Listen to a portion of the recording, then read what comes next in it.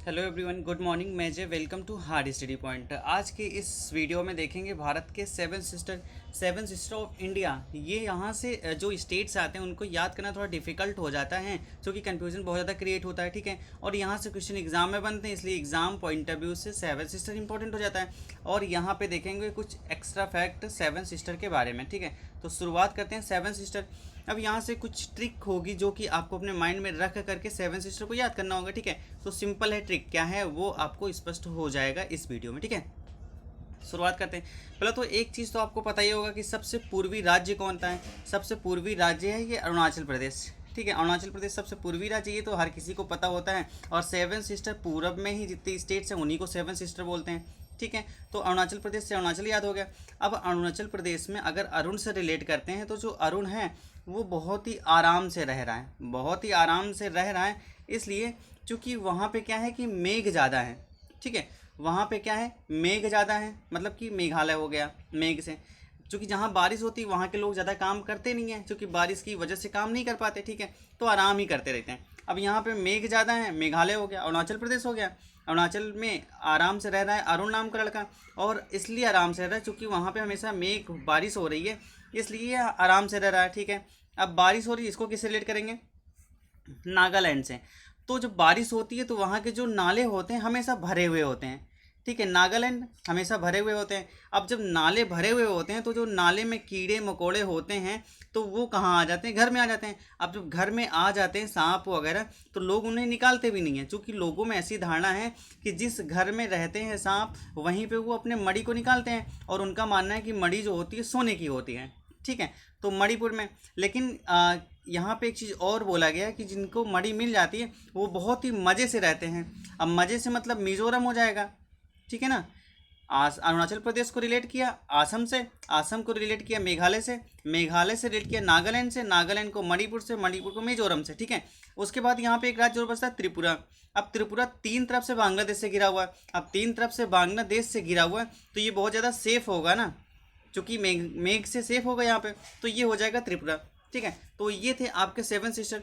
अब इनकी कुछ विशेषताएं देख लेते हैं, इन्हें सेवन सिस्टर क्यों कहते हैं। पहला तो सेवन सिस्टर कहने का यहाँ का रीज़न एक ये होता है कि ये सातों राज्य बहुत ही कम विकसित हैं। ठीक है, और दूसरी कि यहाँ पे बहुत छोटे राज्य होते हैं, यहाँ पे गवर्नमेंट ज़्यादा ध्यान नहीं दे पाती, जिसकी वजह से इनका विकास बहुत ही धीमी गति से होता है। ठीक है, अब अरुणाचल प्रदेश से कुछ एक्स्ट्रा फैक्ट देख लेते हैं क्या होता है अरुणाचल प्रदेश में।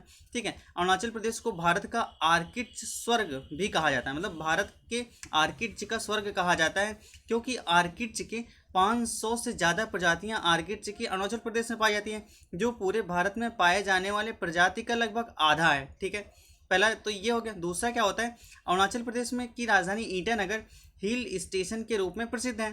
ठीक है, नेक्स्ट जो होता है आसम। आसम का क्या है, आसम का है कि दुनिया का सबसे बड़ा नदी द्वीप माजुली द्वीप है। ठीक है, दुनिया का सबसे बड़ा आइलैंड जो होता है वो क्या आता है, ग्रीनलैंड है। ठीक है, और दुनिया का सबसे बड़ा नदी द्वीप, नदी के द्वारा जो द्वीप बनाया जाता है वो है माजुली द्वीप, जो कि आसम में स्थित है। ठीक है, काजीरंगा राष्ट्रीय उद्यान कहाँ पे स्थित है, आसम में। अब काजीरंगा राष्ट्रीय उद्यान की एक विशेषता ये है कि यहाँ पे एक सींग वाले गैंडे बहुत ज़्यादा पाए जाते हैं, और एक सींग वाले गैंडे की वजह से ही काजीरंगा राष्ट्रीय उद्यान प्रसिद्ध है। ठीक है, यहाँ से क्वेश्चन ये बनता है कि एक सींग वाले गैंडे के लिए कौन सा राष्ट्रीय उद्यान प्रसिद्ध है, काजीरंगा। मानस राष्ट्रीय उद्यान जो कि आसम में है भी। ठीक है, यहाँ पे बाघ और हाथी के लिए प्रसिद्ध है। नेक्स्ट क्या होता है, नेक्स्ट होता है आसम के बाद मेघालय। अब मेघालय किस लिए प्रसिद्ध है, तो मेघालय इसलिए प्रसिद्ध है कि मेघालय के मानिसराम में दुनिया का सबसे अधिक बारिश और नम इलाका है। यहाँ करीब 11,871 मिलीमीटर वर्षा होती है, और यहाँ के लोग कभी भी बिना छाता के लिए बाहर नहीं निकलते हैं। इस बारिश की वजह से इसका जो नाम है Guinness book of world record में भी शामिल है। ठीक है, मेघालय हो गया। अब क्या है त्रिपुरा, त्रिपुरा तो यही है कि त्रिपुरा क्या कहते हैं, तीन तरफ से बांग्लादेश से घिरा हुआ है। ठीक है, उसके बाद क्या है, नागालैंड। ठीक है, तो नागालैंड की विशेषता यह है कि यहाँ की जो राजभाषा है अंग्रेजी है। ठीक है, और इसकी सबसे ऊंची पहाड़ी सरमती है, जो कि नागालैंड व म्यांमार के बीच एक प्राकृतिक सीमा रेखा खींच देती है। ठीक है, उसके बाद क्या आता है मणिपुर। अब मणिपुर की क्या विशेषता है, तो मणिपुर की विशेषता यह भौगोलिक रूप से दो भागों में बटा है, पर्वतीय भाग व पर्वतीय भाग जो कि पाँच जिले आते हैं, और मैदानी भाग जिसमें 4 जिले आते हैं। राज्य का 9/10 भाग मतलब 9/10 भाग जो है पहाड़ियों से पहाड़ियाँ में ही तब्दील है। ठीक है। नेक्स्ट क्या होता है, यहाँ की एक और विशेषता है कि लोकटक झील जो पाई जाती है वो मणिपुर में पाई जाती है, जो कि मीठे पानी की झील है। ठीक है। और उसके बाद यहाँ पे कुछ विशेषता है कि जो भारत के मैप में आपको देखने को मिलेगा वो क्या है, वो ये है कि पहला जो आसम से सिलचर से सड़क जाती है वह गुजरात के पोरबंदर तक जाती है। मतलब पूर्वी और पश्चिमी जो रोड है, पूर्वी पश्चिमी गलियारा, ये कहाँ से निकलती हैं, तो ये आसम के सिलचर से निकलती है। मतलब कुछ यहाँ पास है, आसम के सिलचर से निकलती है और ये होते हुए गुजरात तक आती है। और ये पूर्वी पश्चिमी की सबसे बड़ी गलियारा है। ठीक है। और उसके बाद एक और गलियारा है जो कि श्रीनगर से कन्याकुमारी तक जाती है, सबसे लंबा रूट है। ठीक है। तो उत्तरी दक्षिणी गलियारा जो है वो श्रीनगर से कहाँ तक जाता है, ये जो है श्रीनगर से आता है कन्याकुमारी तक।